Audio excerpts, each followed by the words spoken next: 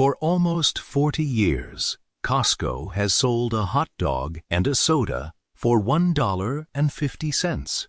Inflation doubled. Beef prices exploded. Entire restaurant chains rewrote their menus to survive. Costco didn't move. Not 1 cent. Then one year, an executive suggested raising it. The CEO's answer was one sentence.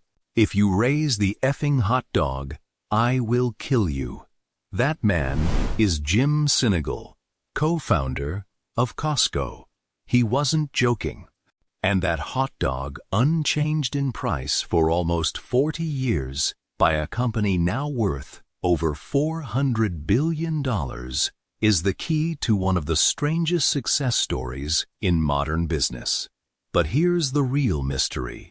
Why are millions of people willing to pay Costco before they even buy anything? Before Costco, there was sole Price.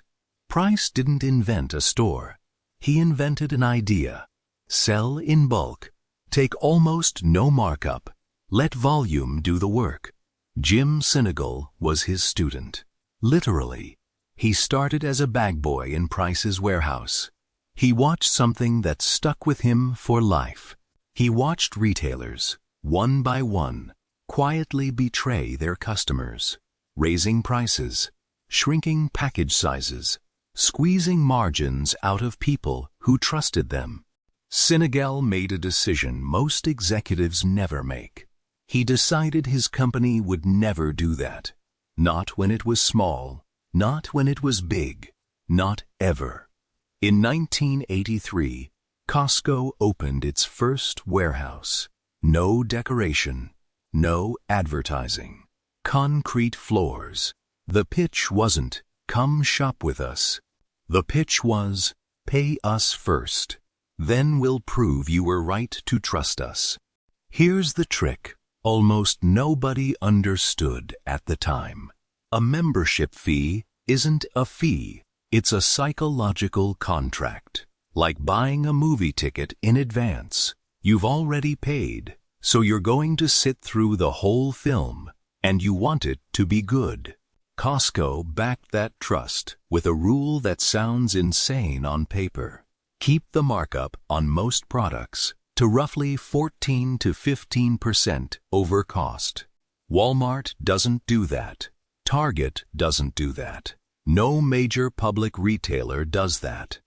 Now, here's the number that should stop you. In its most recent fiscal year, Costco generated nearly $5 billion in membership fees alone. Not from selling groceries. Not from selling TVs. Just from the privilege of walking through the door. Roughly 137 million people carry a Costco card. And they renew at close to 90% year after year. Here's the part that actually explains the whole business. Membership fees make up only about 2% of Costco's total revenue, but they account for the vast majority of its operating income, the actual profit that's left after running the stores. Costco isn't a retailer that happens to charge a membership fee. It's a subscription business that happens to sell groceries. Belief this stubborn always gets tested. In 2009, Coca-Cola tried to raise its prices. For 3 weeks, shoppers walked into Costco warehouses across the country, and there wasn't a single bottle of Coca-Cola on the shelf. No Coke, no Diet Coke, no Sprite. Costco's message, posted right on the shelf, was blunt. "We are not prepared to sell it until we can offer the value our members deserve." Within 3 weeks, Coca-Cola agreed to new terms. The bottles came back. That's the pattern. Every few years, someone bets they can out-negotiate Costco. Wall Street pushes for higher margins. Amazon promises to make warehouses obsolete. Inflation hits every supplier at once. Competitors like Sam's Club and BJ's copy the low-margin playbook and quietly abandon it when profits shrink. Costco's answer is always the same: hold the line or lose the trust that built the company. So, here's the decision that actually changed everything. And it's not, keep prices low. It's this: move the entire profit engine to a place the customer never sees. Most retailers hide their profit inside the price tag, like a restaurant quietly adding a service charge to your bill. Costco does the opposite. It sells you the ticket up front, in plain sight, then promises the food inside costs exactly what it costs them. That's why the hot dog doesn't matter to the bottom line. It was never the business.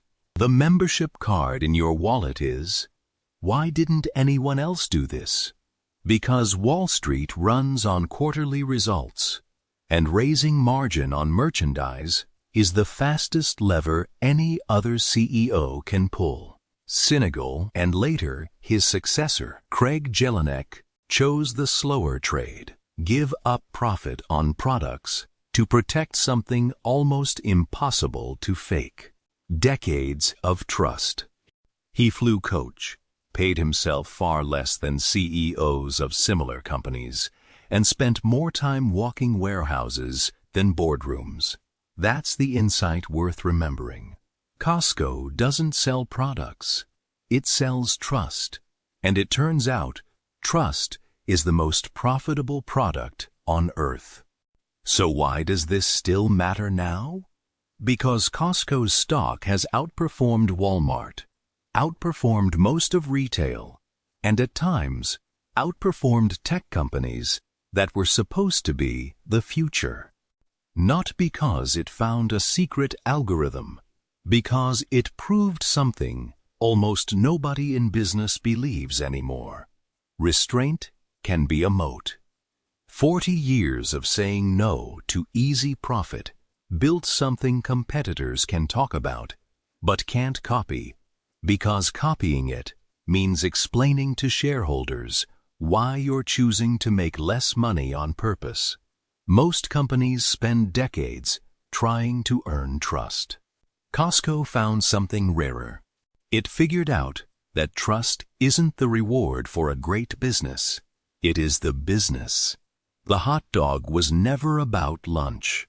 It was a promise, and for 40 years, Costco kept it.